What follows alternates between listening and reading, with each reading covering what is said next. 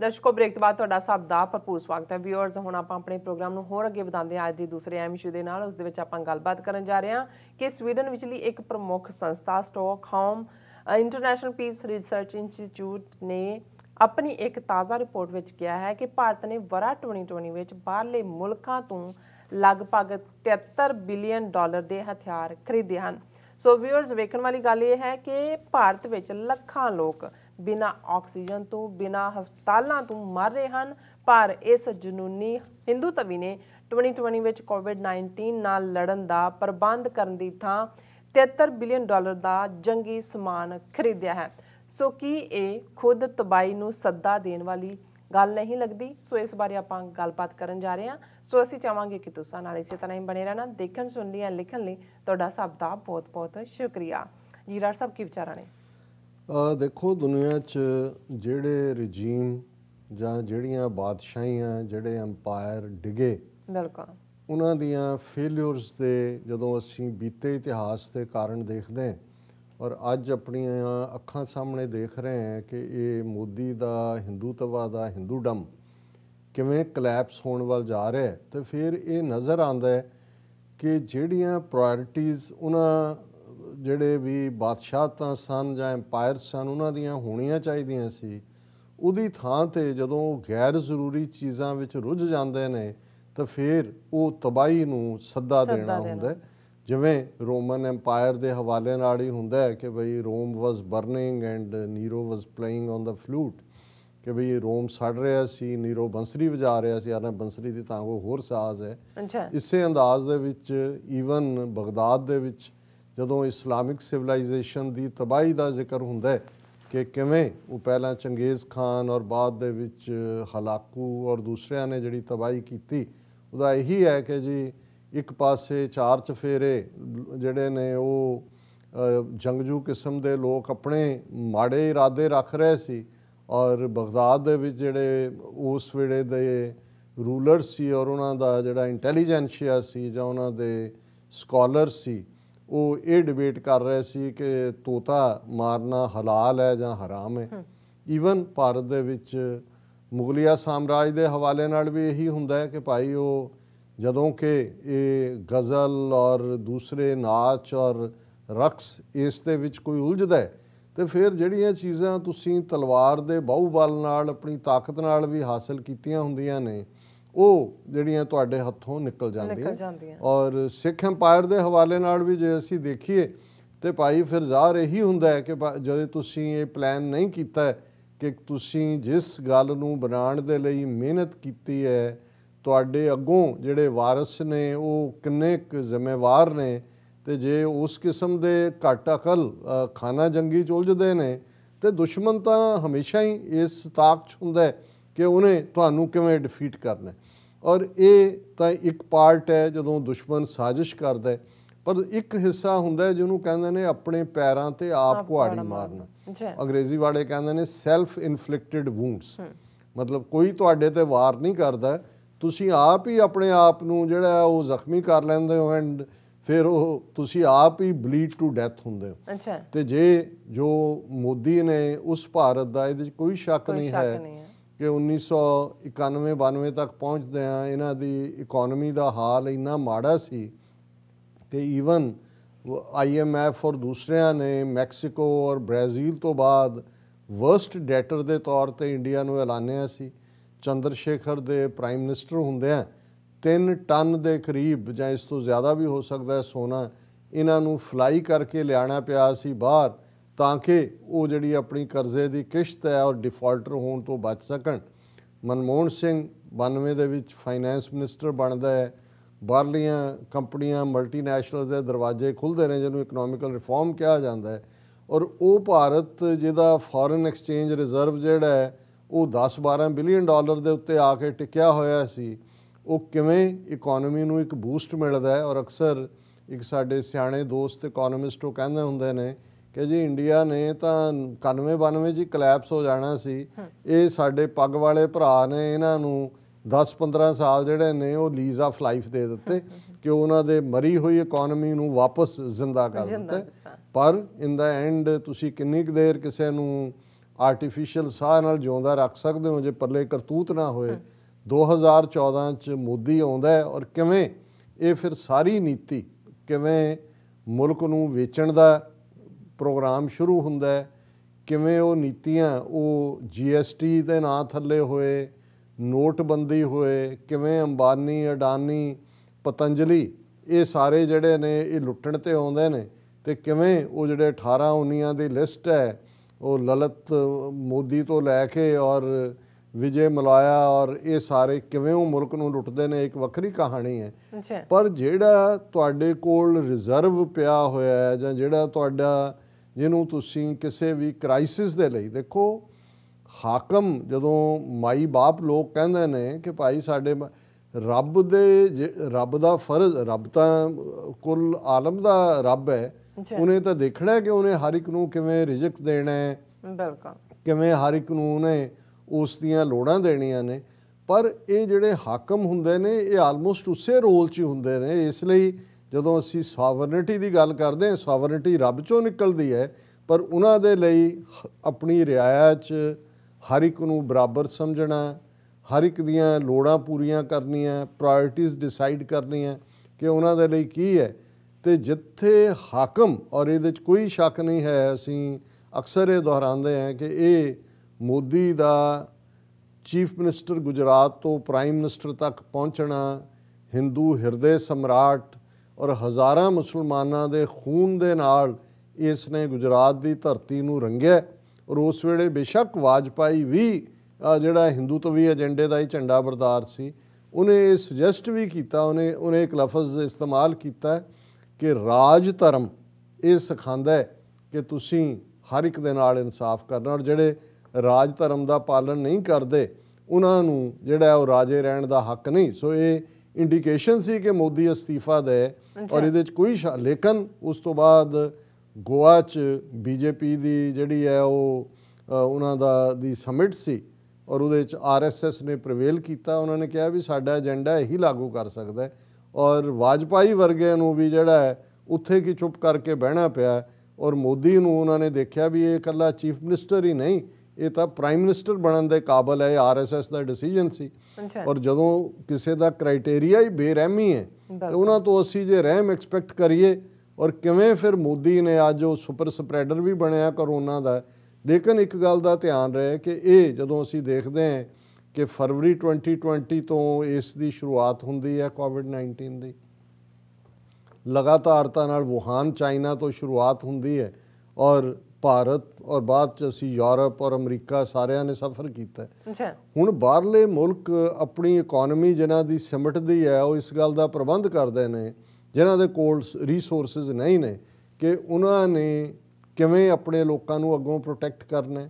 Scientist repeatedly ਇਹ warning ਦੇ ਰਹੇ ਨੇ ਕਿ ਭਾਈ ਇਹ ਦੂਜੀ ਵੇਵ ਵੀ ਆਏਗੀ, ਤੀਜੀ ਵੀ ਆਏਗੀ। ਵਰਲਡ ਹੈਲਥ ਆਰਗੇਨਾਈਜੇਸ਼ਨ ਨੇ ਕਿਹਾ ਕਿ we may have to live with it, ਕਿ ਉਸ ਦਾ ਹੁਣ ਉਸ ਪੀਰੀਅਡ 'ਚ ਲੋਕਾਂ ਦੇ ਸਾਂਭ ਸੰਭਾਲ ਦਾ ਪ੍ਰਬੰਧ ਜਾਂ COVID-19 ਤੋਂ ਬਚਾਅ ਜਾਂ ਉਹਨਾਂ ਦੀ ਕਿੰਨੇ, ਔਰ ਭਾਰਤ ਦੁਨੀਆ 'ਚ ਸਭ ਤੋਂ ਵਰਸਟ ਸਫਰਰ ਹੋਇਆ ਇਕੋਨਮੀ ਵਾਈਜ਼। 1/4 ਇਕੋਨਮੀ ਇਹਨਾਂ ਦੀ ਉੜ ਗਈ, ਲੱਖਾਂ ਨਹੀਂ ਕਰੋੜਾਂ ਲੋਕ ਬੇਰੁਜ਼ਗਾਰ ਹੋਏ। ਲੇਕਿਨ ਇੱਧਰ ਧਿਆਨ ਦੇਣ ਦੀ ਥਾਂ ਅਸੀਂ ਦੇਖਦੇ ਹਾਂ ਕਿ ਉਸ ਦੌਰ ਦੇ ਵਿੱਚ ਹੀ ਕਿਵੇਂ ਰਾਜਨਾਥ ਸਿੰਘ ਔਰ ਦੂਸਰੇ, ਫਰਾਂਸ ਆਂਦਾ ਜੀ ਅਸੀਂ ਰਾਫੇਲ ਲੈ ਲਏ, ਕਿਵੇਂ 60,000 ਕਰੋੜ ਦੀ ਡੀਲ ਜਿਹਦੇ 'ਚ 30,000 ਕਰੋੜ ਆਪਣੇ ਯਾਰ ਜਿਹੜਾ ਹੈ ਉਹ ਅੰਬਾਨੀ ਨੂੰ ਪੈਸੇ ਵਟਾਏ ਜਾਂਦੇ ਨੇ। ਔਰ ਇਹ ਹਥਿਆਰਾਂ ਦੀ ਖੇਡ ਕੱਲੀ ਇੱਥੋਂ ਤੱਕ ਨਹੀਂ ਸੀ ਕਿ ਰਾਫੇਲ ਤੱਕ। ਸਵੀਡਨ ਦੇ ਵਿੱਚ ਇੱਕ ਬੜਾ ਪਪੂਲਰ ਇੰਸਟੀਚਿਊਟ ਹੈ, Stockholm international piece research institute, ਇਹਨੂੰ ਸਿਪਰੀ ਕਹਿੰਦੇ ਨੇ, ਇਹਦੀ ਐਬਰੀਵੇਸ਼ਨ ਹੈ। ਔਰ ਇਹ ਸਟਾਕਹੋਮ ਜਿਹੜੀ ਇਹ ਸਿਪਰੀ ਵਾਲੇ ਨੇ, ਇਹ ਦੁਨੀਆ ਭਰ 'ਚ ਹਥਿਆਰਾਂ ਦਾ ਹਿਸਾਬ ਕਿਤਾਬ ਵੀ ਰੱਖਦੇ ਨੇ। ਇਹਨਾਂ ਦੀ ਇੱਕ ਐਨੂਅਲ ਰਿਪੋਰਟ ਨਿਊਕਲੀਅਰ ਵੈਪਨਸ ਦੇ ਉੱਤੇ ਹੁੰਦੀ ਹੈ ਕਿ ਕਿਸ ਦੇਸ਼ ਕੋਲ ਕਿੰਨੇ ਨਿਊਕਲੀਅਰ ਵਾਰਹੈਡਸ ਨੇ, ਮਿਜ਼ਾਈਲਸ ਕਿੰਨੀਆਂ ਨੇ। ਔਰ ਇਹ ਕਿਉਂਕਿ ਸਵੀਡਨ ਦਾ ਰੋਲ ਔਰ ਇਹ ਸਟਾਕਹੋਮ ਇੰਸਟੀਚਿਊਟ ਦਾ ਕਾਫੀ ਹੱਦ ਤੱਕ ਐਜ਼ ਏ ਪੀਸ ਮੇਕਰ ਹੈ, ਇਸ ਗੱਲ ਨੂੰ ਯਕੀਨੀ ਬਣਾਉਂਦੇ ਨੇ ਕਿ ਦੁਨੀਆ ਦੇ ਵਿੱਚ ਇਹ ਜਿਹੜਾ ਸਪਰੈਡ ਨਾ ਹੋਏ, ਆਪਸੀ ਟਕਰਾਅ, ਵੈਪਨਸ ਦੂਜੇ। ਔਰ ਉਹਨਾਂ ਦੀ ਅੱਜ ਰਿਪੋਰਟ ਆਈ ਹੈ ਕਿ 2020 'ਚ ਜਦੋਂ ਕਿ ਸਾਰੀ ਦੁਨੀਆ ਸਫਰ ਕਰ ਰਹੀ ਸੀ ਔਰ ਇਕਨੋਮੀ ਐਵੈਪੋਰੇਟ ਹੋ ਰਿਹਾ ਸੀ ਵੱਡਾ ਹਿੱਸਾ, ਕਿਹਨਾਂ ਮੁਲਕਾਂ ਨੇ ਹਥਿਆਰਾਂ ਦੇ ਉੱਤੇ ਪੈਸੇ ਖਰਚੇ ਨੇ? 5 ਮੁਲਕ ਜਿਹੜੇ ਜਿਨ੍ਹਾਂ ਨੇ ਸਭ ਤੋਂ ਜ਼ਿਆਦਾ ਹਥਿਆਰਾਂ ਤੇ ਪੈਸੇ ਖਰਚੇ, ਉਹਨਾਂ ਦੇ ਵਿੱਚ ਭਾਰਤ ਇੱਕ ਪ੍ਰਮੁੱਖ ਮੁਲਕ ਹੈ। ਅਮਰੀਕਾ ਜਾਂ ਚਾਈਨਾ ਜਾਂ ਯੂਕੇ। ਹੁਣ ਅਮਰੀਕਾ ਦੀ ਤਾਂ ਇਕਨੋਮੀ ਇੰਨੀ ਵੱਡੀ ਹੈ, ਜੇ ਥੋੜ੍ਹਾ ਬਹੁਤ ਉੜ ਵੀ ਗਿਆ ਤਾਂ ਉਹਨਾਂ ਨੇ ਕਿੰਨੇ ਟ੍ਰਿਲੀਅਨ ਡਾਲਰ ਦੇ 3-3 ਟ੍ਰਿਲੀਅਨ ਡਾਲਰ ਦੇ ਪੈਕੇਜ ਦਿੱਤੇ ਨੇ ਲੋਕਾਂ ਨੂੰ, ਅਜੇ ਤੱਕ ਵੀ ਦੇਈ ਜਾਂਦੇ ਨੇ, ਅਗਸਤ ਤੱਕ ਦੇਣੇ ਆ ਮੇਰਾ ਖਿਆਲ। ਇਸੇ ਤਰ੍ਹਾਂ ਚਾਈਨਾ ਨੇ ਤਾਂ ਰਾਦਰ ਉਹਨਾਂ ਦੀ ਇਕਨੋਮਿਕਲ ਗਰੋਥ ਜਿਹੜੀ ਹੈ ਉਹ 19% ਦੇ ਨੇੜੇ ਹੋਈ ਹੈ। ਲੇਕਿਨ ਭਾਰਤ ਜਿਹਦੀ 1/4 ਇਕਨੋਮੀ ਜਿਹੜੀ ਉਹ ਵੈਪੋਰੇਟ ਹੋਈ, ਉਹਨੇ ਕੀ ਕੀਤਾ? ਔਰ ਇਹ ਰਿਪੋਰਟ ਹੈ ਕਿ ਵੀ India China among top 3 military spenders. ਹੁਣ ਅਮਰੀਕਾ ਦਾ ਵੇਚਣ ਵਾਲਾ ਹਥਿਆਰ, 3 ਜਿਹੜੇ ਉਹਦੇ 'ਚ ਇੰਡੀਆ ਔਰ ਚਾਈਨਾ ਦੀ 19% ਗਰੋਥ ਹੈ ਇਕਨੋਮੀ ਦੇ ਵਿੱਚ ਇੱਕ ਕੁਆਰਟਰ ਦੇ ਵਿੱਚ ਹੀ। ਹੁਣ ਉਹਨਾਂ ਨੇ ਕਿਹਾ ਜੀ despite the COVID-19 pandemic the military spending across the world rose to $1,981 billion in 2020, registering an increase of 2.6% as compared with figures for 2019. ਹੁਣ ਪਹਿਲਾਂ ਤਾਂ ਕੁੱਲ ਜਿਹੜੀ ਹਥਿਆਰਾਂ ਦੀ ਸੇਲ ਦੁਨੀਆ 'ਚ ਹੋਈ ਹੈ 2020 'ਚ, ਉਹ $1,981 ਬਿਲੀਅਨ, $2,000 ਬਿਲੀਅਨ। ਇਹਦਾ ਮਤਲਬ ਹੈ ਵੀ ਇੱਕ ਪਾਸੇ ਵਿਚਾਰੇ ਆਮ ਲੋਕ ਤਰਾਹ ਕਰ ਰਹੇ ਨੇ। ਹੁਣ ਜਿਹੜੇ ਨੇ ਔਰ ਇਹ ਜਿਹੜੇ 5 ਵੱਡੇ ਸਪੈਂਡਰ ਨੇ, ਇਹ 62% ਗਲੋਬਲ ਮਿਲਟਰੀ ਐਕਸਪੈਂਡੀਚਰ ਉਹਨਾਂ ਦਾ ਹੈ। ਇਹਨਾਂ 'ਚ ਜ਼ਾਹਰ ਹੈ ਯੂਨਾਈਟਿਡ ਸਟੇਟਸ ਹੈ, ਚਾਈਨਾ ਹੈ, ਇੰਡੀਆ ਹੈ, ਰਸ਼ੀਆ ਐਂਡ ਯੂਨਾਈਟਿਡ ਕਿੰਗਡਮ। ਔਰ ਇਹ ਜਿਹੜਾ ਅਮਰੀਕਾ ਦਾ ਤਾਂ ਮਿਲਟਰੀ ਐਕਸਪੈਂਡੀਚਰ $778 ਬਿਲੀਅਨ ਦਾ ਹੈ। ਔਰ ਇਸ ਸਾਰੇ 'ਚੋਂ ਚਾਈਨਾ ਜਿਹੜਾ ਹੈ ਉਹਨੇ ਵੀ ਇਸ ਸਾਲ ਦੇ ਵਿੱਚ ਆਪਣਾ ਹਥਿਆਰਾਂ ਦਾ ਵਧਾਇਆ ਜ਼ਖੀਰਾ, ਕਿਉਂਕਿ ਉਹਦੇ ਕੋਲ ਰੀਸੋਰਸਿਸ ਨੇ। ਪਰ ਜੇ ਗੱਲ ਅਸੀਂ ਭਾਰਤ ਦੇ ਹਵਾਲੇ ਨਾਲ ਕਰੀਏ ਤਾਂ ਫਿਰ ਇਸ ਰਿਪੋਰਟ ਦੇ ਮੁਤਾਬਕ, ਔਰ ਇਸ ਰਿਪੋਰਟ ਦਾ ਨਾਂ ਹੈ ਟ੍ਰੈਂਡਸ ਇਨ ਵਰਲਡ ਮਿਲਟਰੀ ਐਕਸਪੈਂਡੀਚਰ 2020, ਕਿ ਵੀ ਕੀ ਟ੍ਰੈਂਡ ਨੇ। ਔਰ ਉਹਦੇ 'ਚ ਇਹ ਹੈ ਕਿ ਵੀ at $72.9 billion India's military spending in 2020 was 2.1% higher than during the year 2019. ਇਹੀ ਨਹੀਂ ਕਿ ਭਾਰਤ ਨੇ 72.9 ਬਿਲੀਅਨ, ਆਲਮੋਸਟ $73 ਬਿਲੀਅਨ ਹਥਿਆਰਾਂ ਦੇ ਖਰਚਿਆ। 2019 ਦੇ ਕੰਪੈਰੀਜ਼ਨ 'ਚ ਇਹ 2.1% ਜ਼ਿਆਦਾ ਹੈ। ਔਰ ਨਾਲ ਉਹਨਾਂ ਨੇ ਕਿਹਾ ਕਿ ਜੀ ਇਹ ਕਿਉਂਕਿ ਇੰਡੀਆ ਦੀ ਜਿਹੜੀ ਔਨਗੋਇੰਗ ਕਨਫਲਿਕਟ ਹੈ ਪਾਕਿਸਤਾਨ ਦੇ ਨਾਲ, ਚਾਈਨਾ ਦੇ ਨਾਲ, ਇਹ ਇਸ ਵਜ੍ਹਾ ਕਰ। ਹੁਣ ਜੇ ਲੋਕ ਆਕਸੀਜਨ, ਕੋਈ ਨਿਊਕਲੀਅਰ ਨਹੀਂ ਹੈ, ਕੋਈ ਐਟੋਮਿਕ ਨਹੀਂ ਹੈ, ਆਕਸੀਜਨ ਪਲਾਂਟ ਸਧਾਰਨ ਇਕਵਿਪਮੈਂਟ ਦੇ ਨਾਲ, ਜਿਹੜੇ ਹਾਕਮ ਆਪਣੇ ਲੋਕਾਂ ਦੀ ਮੁੱਢਲੀ ਆਕਸੀਜਨ ਨੀਡ, ਇਸੇ ਤਰ੍ਹਾਂ ਇਹੀ ਜੇ ਤੁਸੀਂ ਹੁਣ ਇਹ ਕੋਈ $75 ਬਿਲੀਅਨ ਕੋਈ ਛੋਟਾ ਅਮਾਊਂਟ ਨਹੀਂ ਹੈ, $73 ਬਿਲੀਅਨ ਜਿਹੜਾ ਇਹਨਾਂ ਨੇ ਸਪੈਂਡ ਕੀਤਾ, ਇਹਦਾ 1/3 ਜਿਹੜਾ ਉਹਦੇ ਨਾਲ ਤੁਸੀਂ ਇਹ ਸਾਰਾ ਇਨਫਰਾਸਟਰਕਚਰ ਕ੍ਰੀਏਟ ਕਰ ਸਕਦੇ ਸੀ ਹਸਪੀਟਲਸ ਦਾ, ਉਹਨਾਂ ਦੀਆਂ ਨੀਡਸ ਦਾ, ਜਿਹਦੇ ਥੱਲੇ ਲੱਖਾਂ ਜ਼ਿੰਦਗੀਆਂ। ਹੁਣ ਇੱਕ ਅੰਦਾਜ਼ੇ ਮੁਤਾਬਕ 2.5 ਲੱਖ ਦੇ ਨੇੜੇ ਤੇੜੇ ਡੈਥਸ ਨੇ, ਅਬਵ 200,000 ਕਹਿ ਰਹੇ ਨੇ ਕਿ, ਔਰ ਆਉਣ ਵਾਲੇ ਪੀਰੀਅਡ 'ਚ ਕਿੰਨੀਆਂ ਹੋਣੀਆਂ ਨੇ, ਅਜੇ ਮਈ ਮਹੀਨੇ ਤੱਕ ਪਹੁੰਚਦੇ ਹਾਂ ਉਹਦਾ ਪੀਕ ਹੋਣਾ। ਔਰ ਅਸੀਂ ਕੱਲ੍ਹ ਜਾਂ ਪਰਸੋਂ ਜ਼ਿਕਰ ਕੀਤਾ ਸੀ ਜੀ ਕਿ ਬਿਪਨ ਰਾਵਤ ਨੇ ਕਿਹਾ ਕਿ ਜੀ ਅਸੀਂ ਫੌਜ ਦੇ ਡਾਕਟਰਾਂ ਨੂੰ ਕਹਿ ਦਿੱਤਾ ਰਿਟਾਇਰ ਨੂੰ ਵੀ, ਪ੍ਰੀ ਮੈਚੋਰ ਰਿਟਾਇਰਮੈਂਟ ਨੂੰ, ਸਾਡੀ ਇਕਵਿਪਮੈਂਟ, ਸਾਡੀ ਆਕਸੀਜਨ ਦੂਜੀ। ਹੁਣ ਉੱਥੇ ਤੁਸੀਂ ਕਿਸੇ ਖਬਰ 'ਚ ਦੇਖੋ, ਤੁਹਾਨੂੰ ਕਿਤੇ ਫੌਜ ਨਜ਼ਰ ਨਹੀਂ ਆਈ। ਤੁਹਾਨੂੰ ਨਹੀਂ ਨਜ਼ਰ ਆਉਂਦਾ ਕਿ ਭਾਈ ਫੌਜੀ ਹਸਪਤਾਲਾਂ 'ਚ ਲੋਕਾਂ ਨੂੰ ਐਡਮਿਟ ਕੀਤਾ ਜਾ ਰਿਹਾ ਹੈ, ਜਾਂ ਫੌਜੀ ਡਾਕਟਰ ਜਾਂ ਉਹਨਾਂ ਦੀ ਕੋਈ ਆਕਸੀਜਨ ਸਿਲੰਡਰ ਸਪਲਾਈ। ਹਾਂ, ਇੱਕ ਖਬਰ ਜ਼ਰੂਰ ਆਈ ਹੈ, army chief general Naravane visits eastern Ladakh and Siachen, reviews India's operational preparedness in strategically key sectors. ਹੁਣ ਜਿਹੜਾ ਫੌਜ ਦਾ ਅਨਾਊਂਸ ਲੋਕਾਂ ਨੂੰ ਤੋਂ ਅੱਖਾਂ 'ਚ ਘੱਟਾ ਪਾਉਣ ਲਈ ਕਰ ਰਹੇ ਨੇ ਕਿ ਜੀ ਫੌਜ ਜਿਹੜੀ ਹੈ ਉਹ ਬੈਕਐਂਡ ਕਾਲ ਆ ਗਈ, ਔਰ ਉਹ ਫੌਜ ਦੇ ਡਾਕਟਰ, ਆਕਸੀਜਨ। ਔਰ ਇਹ ਹੈ army chief general MM Naravane on Tuesday visited eastern Ladakh and Siachen and reviewed India's operational preparedness in the strategically key sectors. ਉਹ ਸਿਆਚਨ ਤੇ ਜਾ ਕੇ, ਜਿੱਥੇ ਅੱਜ 2 ਦਿਨ ਪਹਿਲਾਂ ਐਵਲੈਂਚੇ 'ਚ 6 ਜਵਾਨ ਮਰੇ, 2 ਸਿੱਖ ਨੇ ਪੰਜਾਬ ਦੇ। ਹੁਣ ਇਹ ਉੱਥੇ ਜਾ ਕੇ ਸਟ੍ਰੈਟੇਜਿਕ ਦੇਖ ਰਿਹਾ ਸਿਆਚਿਨ 'ਚ ਉਹ ਤੁਹਾਡੇ ਲੋਕ ਮਰ ਰਹੇ ਨੇ, ਤੁਸੀਂ ਉਹਨਾਂ ਦੇ ਬਚਾਅ ਲਈ ਪ੍ਰਬੰਧ ਕਰੋ। ਔਰ ਉਹਦੇ ਨਾਲ ਹੀ was accompanied by lieutenant general YK Joshi, army commander of northern command, lieutenant general PGK Menon, general officer commanding and lay-based fire and fury corps. Sources said General Nirvane interacted with troops and complimented them for their steadfastness and high morale while being deployed in some of the harshest terrain, altitude and weather conditions. और उन्होंने ये कहा कि भाई वो ਜਿਹੜਾ operational preparedness ਇਨ ਦਾ reason ਇਸ ਦੇ ਲਈ ਗਿਆ।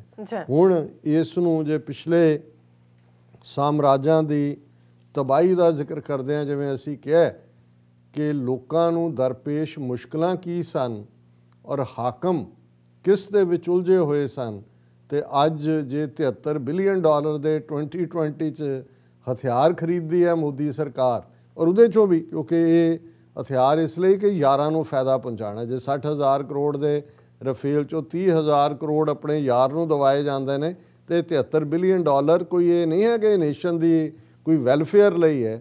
ਔਰ ਉੱਥੇ ਅੱਜ ਜਦੋਂ ਕਿ ਫੌਜ ਤੋਂ ਇਹ ਤਵੱਕੋ ਕੀਤੀ ਜਾ ਰਹੀ ਹੈ ਕਿ 20 ਲੱਖ ਤੁਸੀਂ ਫੌਜ 2 ਮਿਲੀਅਨ ਆਰਮੀ ਖੜੀ ਕੀਤੀ ਹੋਈ ਹੈ, ਕਿੰਨਾ ਵੱਡਾ ਬਜਟ ਹੈ, ਔਰ ਐਲਾਨ ਤੁਸੀਂ ਕਰ ਰਹੇ ਹੋ ਜੀ ਲੋਕਾਂ ਦੇ ਲਈ ਅਸੀਂ ਆ ਰਹੇ, ਔਰ ਨਰਵਾਣੇ ਜਿਹੜਾ ਉਹ ਜਾ ਰਿਹਾ ਸਿਆਚਿਨ ਔਰ ਕਹਿ ਰਹੇ ਜੀ ਅਸੀਂ ਆਪਣੀ ਜਿਹੜੀ ਹੈ ਉਹ ਸਟ੍ਰੈਟੇਜਿਕ ਪ੍ਰੀਪੇਅਰਨੈਸ ਔਰ ਦੂਸਰੀ ਦੇਖ ਰਹੇ ਹਾਂ।